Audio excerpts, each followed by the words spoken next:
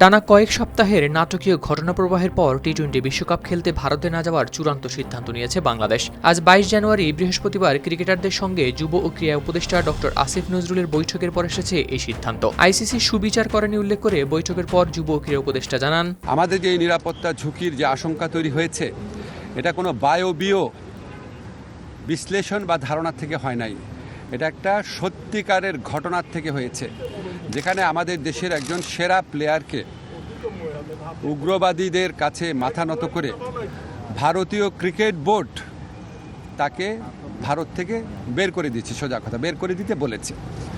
তো এখন আইসিসি যে টুর্নামেন্টটা তো ভারতেই হবে। আইসিসি আমাদেরকে যতই বলুক নিরাপত্তা আশঙ্কা নেই, আইসিসি নামে তো আলাদা কোনো দেশ নাই।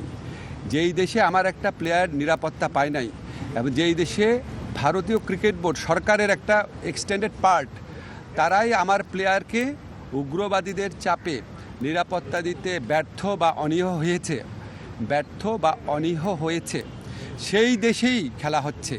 সেই দেশের পুলিশ, সেই দেশের সিকিউরিটি এজেন্সিরই দায়িত্ব হবে ক্রিকেটারদেরকে নিরাপত্তা দেওয়া।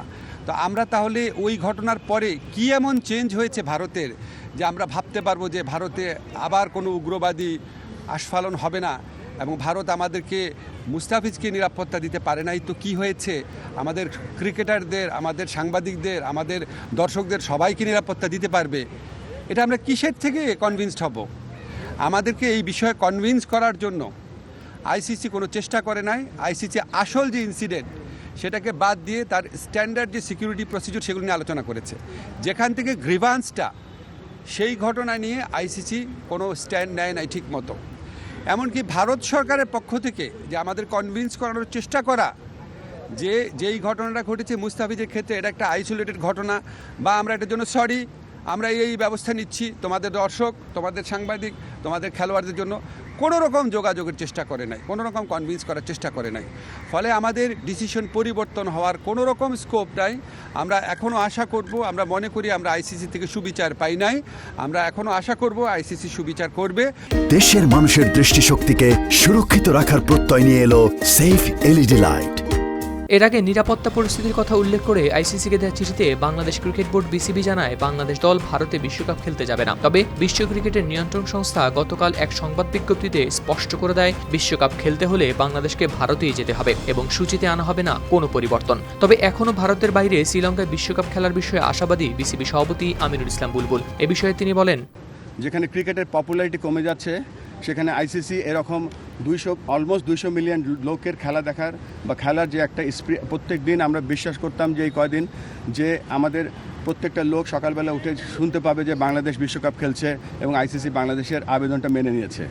কিন্তু এই সিচুয়েশনে যখন আমরা দেখতে পাচ্ছি বাংলাদেশ খেলতে যাচ্ছে না বা বাংলাদেশকে একটা আলটিমেটাম বেঁধে দেওয়া হয়েছে, তার সর্বস্ব চেষ্টা করে যাব। যেখানে আগেও বলছিলাম যে বিশ্ব ক্রিকেটের পপুলারিটি কমে যাচ্ছে, সেখানে বাংলাদেশের মতো দেশ যদি বাংলাদেশের মতো একটা ক্রিকেট লাভিং কান্ট্রি যদি মিস করে, আইসিসি বড় একটা মিস করবে। যেখানে ক্রিকেট বড় হচ্ছে, ক্রিকেট অলিম্পিকে যাচ্ছে 28-এ, 32-এ ব্রিসবেন হোস্ট করছে, 36-এ ইন্ডিয়া অলিম্পিক বিট করছে, কমনওয়েলথ গেমস তারা বিট করছে। সেখানে যদি এরকম একটা জনবহুল ক্রিকেট লাভিং কান্ট্রি যদি না যায়, এটা মনে হচ্ছে যে হোস্ট কান্ট্রির জন্য এটা ব্যর্থতা। আমরা আমাদের মতো চেষ্টা করে যাব, আমরা এখনও হাল ছেড়ে দিচ্ছি না। আমরা আবার আজকে কমিউনিকেশন করব আরও কিছু জিনিস নিয়ে এবং চেষ্টা করে যাচ্ছি যাতে আমাদের ছেলেরা বিশ্বকাপ খেলতে পারে।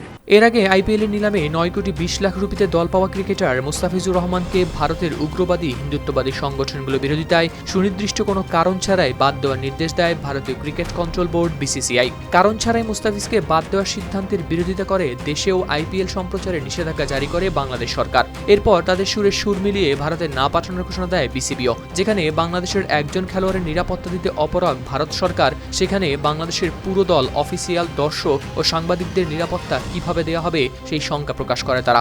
এ নিয়ে আইসিসিকে কয়েক দফা চিঠিও দেয় বিসিবি, যেখানে বাংলাদেশের ম্যাচগুলো ভারত থেকে সরিয়ে শ্রীলঙ্কায় আয়োজনের অনুরোধ জানানো হয়। জানিয়ে দুই পক্ষের মধ্যে মিটিংও হয় কয়েক দফা, কিন্তু মুস্তাফিজের ঘটনাকে বিচ্ছিন্ন ও অপ্রাসঙ্গিক হিসেবে উল্লেখ করে বিসিবির অনুরোধকে আমলে নেয়নি তারা।